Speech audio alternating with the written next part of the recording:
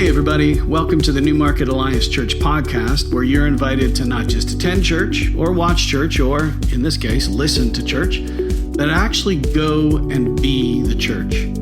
For everything you need to know about our community, be sure to go to newmarketalliance.ca and maybe even drop us a line to let us know you're listening. We read everything you send and we'll be sure to get back to you. Our worship service happens every Sunday at 10 a.m. in person or streaming online. We want you to know you absolutely matter to God, and you absolutely matter to us. Everyone is welcome and wanted. Now, let's join today's teaching. If I said the name Henri Nouwen, Henri Nouwen, would anybody know who I'm talking? Yeah, right on. Just a gifted writer about spiritual things. He was also in his later years pastor of this community of mentally challenged people with special needs in Daybreak in Toronto, L'Arche community.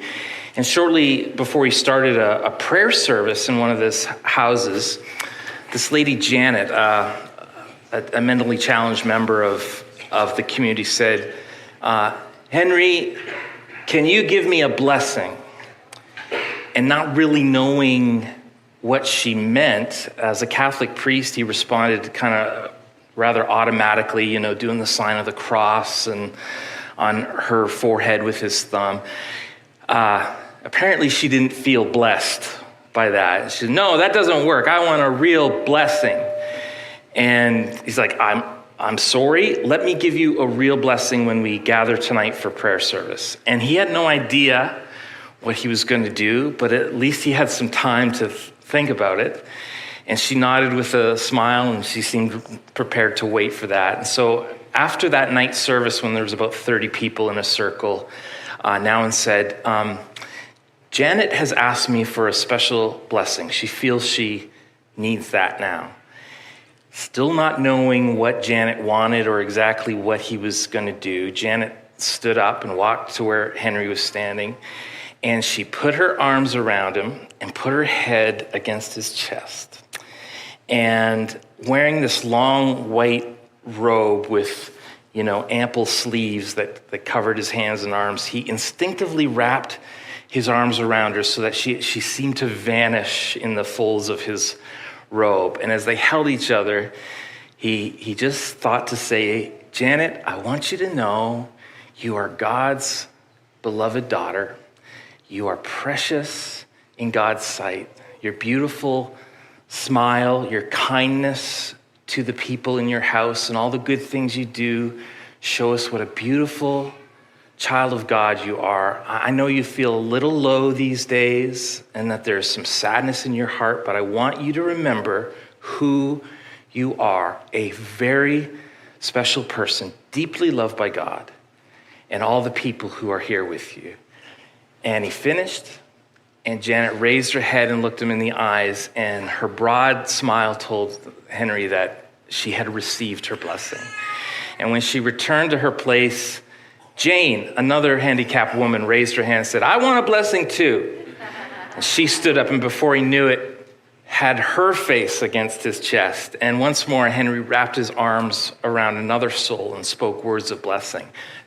You know what was going to happen. One after another, the rest of the people wanted a blessing, and he expressed a personal blessing to each of them. And Nouwen reflected that the most touching moment was when one of the assistants, a 24-year-old student there to serve the residents, raised his hand, and he came to Henry and laid his head on his chest and asked for a blessing. And I suspect if we were there in that room, we would have asked for a blessing too. Today, I want to pitch to you the idea of the power of a blessing.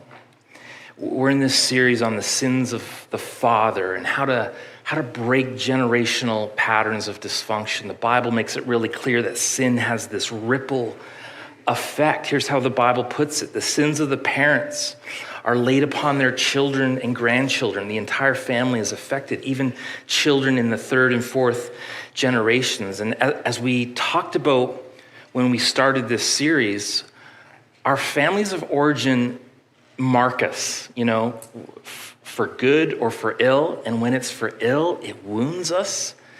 It leaves scars. Last week, we turned a corner in the series and, talking less about the sins themselves that might have been committed against us and toward the building of a healthy future, a healthy family for ourselves. So we talked last week about the dynamics of leaving our family of origin, owning personal responsibility we have for our own lives, regardless of how we were raised, and the charge to press towards the goal of breaking this cycle of generational dysfunction by living in a healthy and godly way in our new families.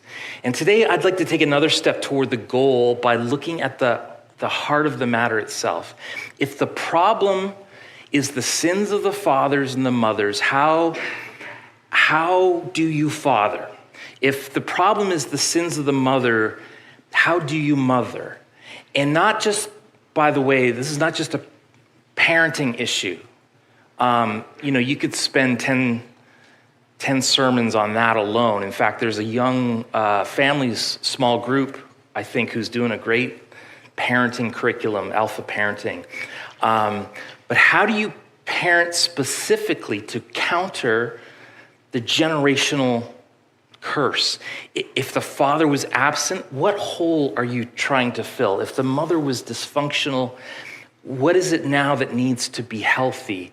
And it's captured in this one big idea. If we're trying to counter the generational curse of dysfunction, then we need to look at the opposite of being fathers and mothers who curse. And the opposite of cursing biblically is what? Blessing. Blessing. So that's what we're going to look at. How to bless your children as a parent, and how to bless your sons may be a little different than how you might bless your daughters. Simply put, blessing is God using a human like us to impart his message, his image of identity and destiny to the heart of another person, which means cursing is Satan, the liar, the deceiver, using a human to impart his message of identity and destiny to the heart of another person. I'm embarrassed to think of the times I may have unwittingly been used by the evil one in a moment of weakness and temptation to impart a curse to someone. Folks, there is power in words, isn't there? Proverbs 18 says that death and life are in the power of the tongue.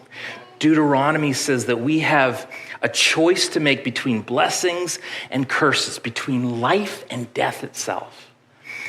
How many of you would like to be known as an instrument of God to impart his message of identity and destiny to another person? Yeah. May it be so, Knack. May it be so. And while Scripture is ultimately my source here, I want you to give me some grace in advance that my perspective is from someone who is a son and a brother and a husband and a father and Caucasian and who has had a relatively trauma-free life. So forgive me in advance for the things that I miss or assume. I'm also going to ask those of you who are not parents, who are no longer parents, who don't want to be parents, don't tune me out because there's something really applicable for you here today. As with pre-marriage counseling, I'm learning that some of the gender stereotypes are stereotypes because they are often like 80% true. Not 100% true, but sometimes in my relationship, I take on what is more the stereotypical female attribute or vice versa. And so again, filter out what doesn't apply to you and forgive me if at times I talk in these sort of imperfect generalizations. Some of you have a mix of kids at your home. Vicki and I had best friends when we were in our 20s where they had 2 boys, and of course we had 3 girls, and they were all about the same age. And I think that old nursery rhyme, when we observe them together, were kind of true. It's like, what are girls made of? Sugar and spice and everything nice. What are boys made of? Snakes and snails, puppy dog tails, and BB guns and firecrackers and mud and wrestling and pillow fights and dinosaurs, spiders, pocket knives and snowballs and endless farting. They love that word, farting. Oh, that's a boy. So let's start off with blessing your sons, something I know less about giving, something I know a lot about having received it well. Let me start by telling you a story in the Bible. It involves someone that we met a couple weeks ago in this series, a man by the name of Jacob. But this time the focus is going to be on his older brother Esau. In biblical times, a father's blessing was so special and kind of a formal event, particularly to the firstborn. And, in their book on this, Gary Smalley and John Trent write that a blessing was when the father would lay hands on his son, speak a verbal message expressing encouragement, love, and acceptance, talk positively about their future, and pledge themselves to making that future happen. Well, the day for Esau's blessing as the oldest son had come, and he hunted for the right game. He cooked the meal to his father's taste, all to gain, his father's approval and favor. And he brought the meal to his dad only to find that his father had been deceived into giving the blessing to his younger brother, Jacob. His father's sight was poor, and Jacob tricked the old man into blessing him instead, which was highly significant because in biblical times, once a blessing was given, it was done. It was irretrievable. Let's just pick it up there. Verse 30, as soon as Isaac had finished blessing Jacob, and almost before Jacob had left his father, Esau returned from his hunt. Esau prepared a delicious meal and brought it up to his father. And then he said, sit up, my father, and eat my wild game so that you can give me your blessing. But Isaac asked him, who are you? Esau replied, it's your son, your firstborn son, Esau. Isaac began to tremble uncontrollably and said, then who just served me wild game? I've already eaten it, and I blessed him just before you came. And yes, that blessing must stand. When Esau heard his father's words, he let out a loud and bitter cry. Oh, my father, what about me? Bless me too, he begged. What is left for me to give you, my son? Esau pleaded. But do you have only one blessing? Oh, my father, bless me too. Then Esau broke down and wept. Those words are heartbreaking, aren't they? Bless me too, Father. And that is the cry, I think, of every boy's heart. Because while the Bible's concept of a formal blessing was sort of unique to those times, the idea of a relational blessing is still alive and well and important. We can and should build these blessings into our kids' lives. So what does that mean? Well, it starts with the blessing of love.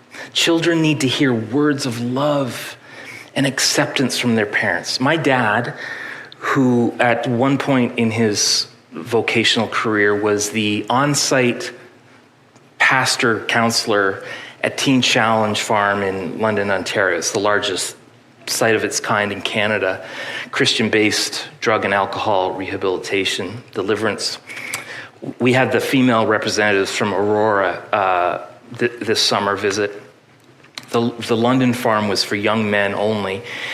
And Dad had to incorporate into the core curriculum, if you will, a course, a seminar, a teaching on the Father heart of God, almost to a person. Those grown men had a wound of an absent father, either literally or certainly emotionally, abusive, neglectful.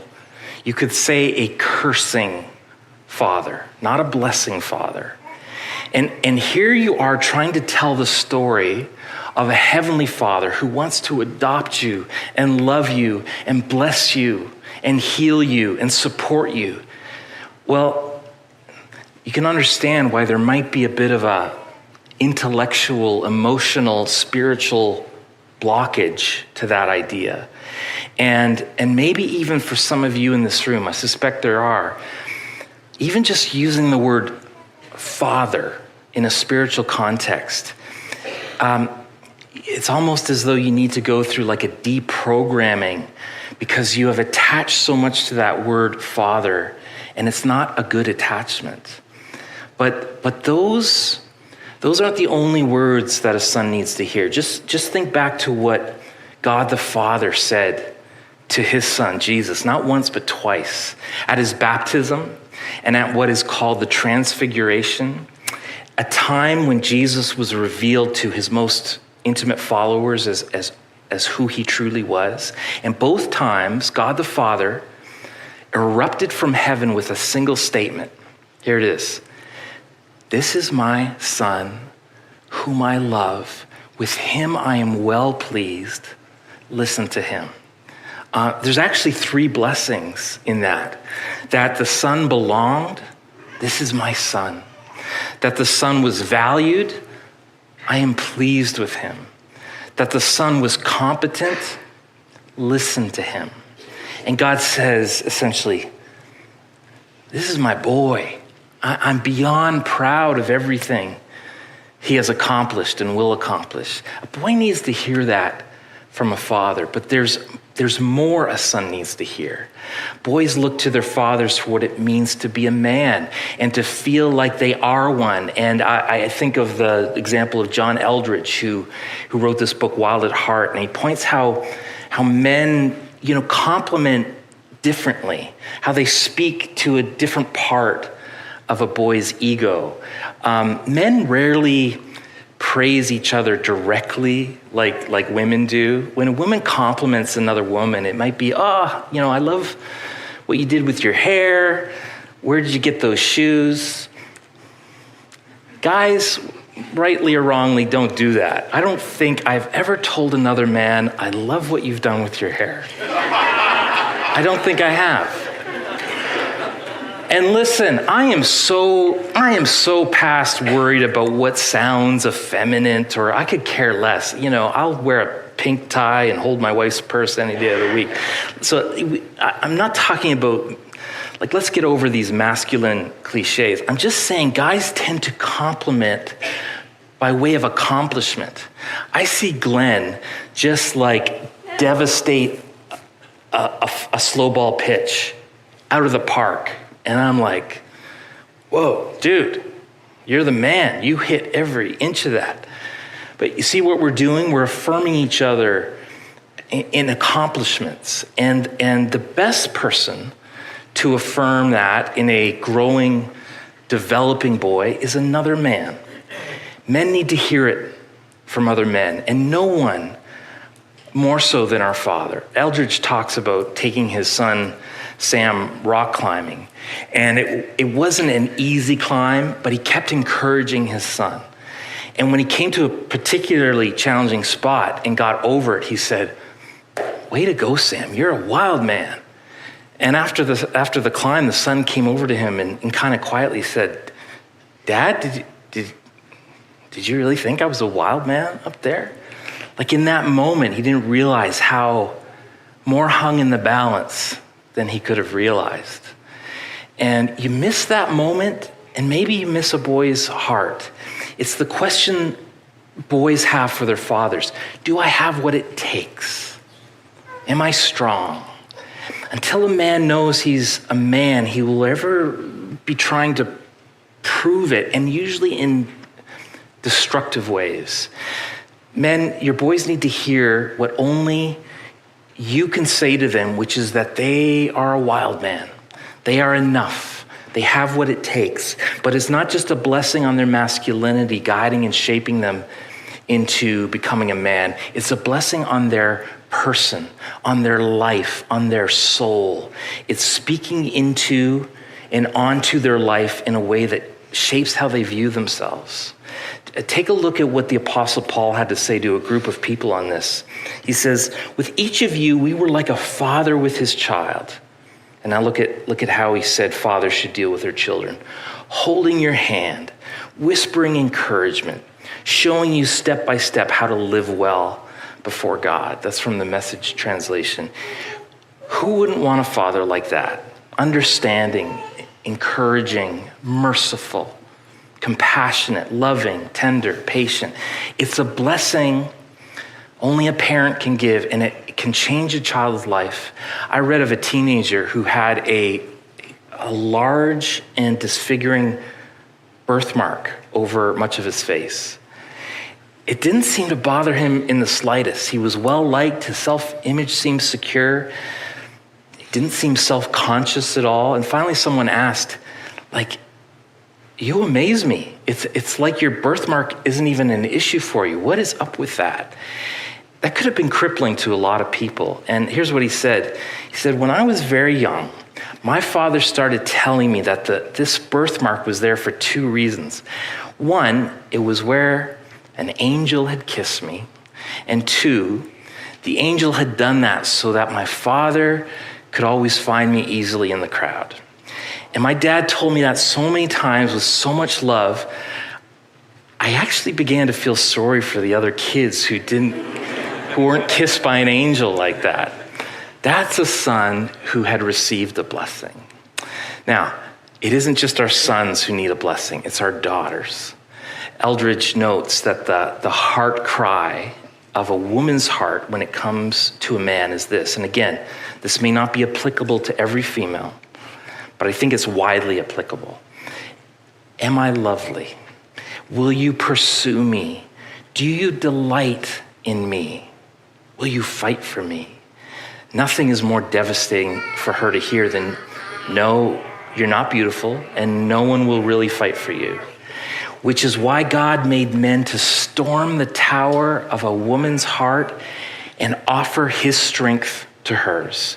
And to do all in their power, not only to protect and provide, but to nurture and heal, to say, yes, you are lovely. Yes, there is one who will fight for you. With a daughter, this comes out, I think, in making sure she always feels protected, that she always feels cherished. We're aware of the increasing sexualization of young girls throughout the media, from ads to video games to clothing and cosmetics. It's been well documented. It's led to damaging results as young females are led to obsess about their body image, become more prone to eating disorders and low self-esteem and depression and promiscuity. And social media has a lot of blame on this as well. Columnist Kathleen Parker did an article on this once, and then she raised a question that surprised a lot of people. When it comes to all of the sexualization and all of the self-esteem issues, she asked, where are the fathers? And I think that's a fair question. I realize, I use some pop culture examples that are of a certain generation. So this, Gen Z, millennials, I don't know, if I say the name Lindsay Lohan, will you know who I'm talking about? Okay, no. So anyway, she starts out as a child model and actress. Early on, had success with movies like The Parent Trap and Freaky Friday and Mean Girls. And then the reality of what was going on with her life kind of erupted into public view. DUIs, probation, repeated visits to rehab, more legal problems, related to misdemeanors and violation of her probation. And her career kind of disappeared as quickly as it came. And we sort of watched this train wreck, and maybe you wondered what happened. And then I stumbled across this interview with Michael Lohan, her father, and he was asked about how he felt about Lindsay's then recent photo spread in Playboy. And he responded that he was happy with the pictures, calling them a good choice, and heard that they were classy. And I don't know Lindsay Lohan, and as we said last week, there does come a time where you got to stop blaming your parents. But I do know that there should be a special allotment of grace extended toward any young woman whose father would approve of his daughter embracing pornography. So what happened to Lindsay? It's probably more of a question of what didn't happen. She wasn't fathered well. She wasn't blessed well. There's a special relationship between a father and a daughter, one set in place by God as part of the very structure of the family. From a father, a daughter learns what to look for in a man and an expectation of how she should be treated. And from a father, a daughter hopefully gains security in her self-esteem and sense of self-worth as a woman. From a father, a daughter is afforded protection, never has to worry about being vulnerable. From a father, a daughter is given moral guidance and a grounded, guarded future. From a father, a daughter should receive affection in ways that fulfill her young, developing heart. In short, from a father, a daughter ought to be provided for, protected, and cherished. That is, at least from a father who is being a father, meaning one who is blessing her life. Fathers are the ones who tell their little girls that they are perfect just the way they are. It's why fathers must be affectionate toward their daughters and compliment them and let them know that they truly are the princesses they long to be. In fact, in the original Hebrew language, which is what the oldest part of the Bible was written in, the meaning of the verb to bless literally means to bow the knee. It's giving honor and deference to someone as a prince would to a princess. Do your daughters feel that you are bending your knee? Friends, when you give this blessing to others, you get it in return. If you weren't blessed as a child, start blessing your children and see what happens to your own wounds and scars and holes and empty spaces in your heart, because you need it and we all need it. Now, in the Old Testament, there were primarily two sources of the blessing, okay? It came from the family, most often the father or the older brother, and it came from the priesthood. When God authored the blessing at Mount Sinai to be said over his people, he gave specific authority to a group of people. Aaron and his son, the tribe of Levi, were the tribe of priests. And they had this privilege and this responsibility. They enjoyed a certain closeness to God, and they led Israel in worship and mediated God's blessing over his people. And it was a sacred trust given to this particular tribe for the sake of the nation. Okay, but here's one of the many things that Christ's ministry changed. It establishes a new covenant that obliterates the need for a biological requirement of membership in the priesthood. The book of Hebrews makes it really clear that we only need one supreme high priest, the one who actually offered the one and only sacrifice to end all sacrifices, himself. Our high priest is King Jesus. But check this out. When we draw near to Jesus as our high priest, we too are welcomed into the priestly order, okay? Peter tells us that as you come to Christ in faith, you yourselves, like living stones, are being built up as a spiritual house to be a holy priesthood, to offer spiritual sacrifices acceptable to God through Jesus Christ. Welcome to the priesthood, y'all. I was going to get everybody a clerical collar this morning as you leave. You are a royal priesthood, a holy nation, and the spiritual DNA necessary to bless others is inscribed in your heart too. The right of blessing, once given only to the Levites, has been extended to you and to me. We get to mediate God's goodness and grace to one another. Now, hear me on this.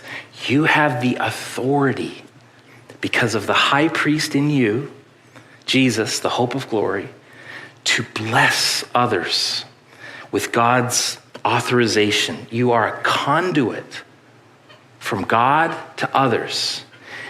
You aren't a parent? That's okay. Bless others. You're not a father? You don't need to be. Bless others. Your kids have all left home and you didn't do this when they were young. Bless them now. Amen. It's not too late. You see a rock kid kind of wandering around in the hallways here, and you're like, is it my place to bless this kid? It is your place. You're part of a called and commissioned royal priesthood. Do they have to be formal, written blessings? No. Some of the most powerful blessings are unexpected, spontaneous. They're an expression of love that arrive often when people need them the most. Here's the thing, though. An unspoken blessing, what is that? That's an oxymoron, right? I'm not sure there's such a thing as an unspoken, unarticulated blessing. It does no good to anyone. There is power in the spoken word, power of life and death, blessing and curse. You need to be, I need to be, we need to be a blessing people. It should be the norm, not the exception. It's powerful. I challenge the extroverts and the introverts alike. Be a people of blessing. Some years ago, on my trip to Israel, we are in the desert of En-Gedi. There's a spring of pure water in the desert. Some of you may remember that name in your study of King David. And our scholar and tour leader talked about the priestly prayer shawl. And I was so sort of taken by it. I kind of got one as a memento and as a memory of my time in Israel. And what he did is the priest would often put it around like this. These little tassels are called tzitzits. And the priest would spread it out kind of like over themselves and the people they were blessing, and it would kind of look like what? Like a bird. And maybe they would even quote Psalm 91 to the people they were blessing. For he will rescue you from every trap and protect you from deadly disease. He will cover you with his feathers.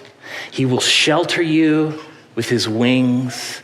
His faithful promises are your armor and protection. And the leader of our group, he came to us in little groups of 3 or 4, and he put these metaphorical wings over us and said, the Lord bless you, and the Lord keep you, and the Lord make his face to shine upon you, and the Lord turn his face towards you and give you peace. And something about this ceremony, it broke me. I have been well blessed in my life. It wasn't for a lack of blessing, but there was such power in the spoken blessing. Something perhaps even broken or healed in the unseen world.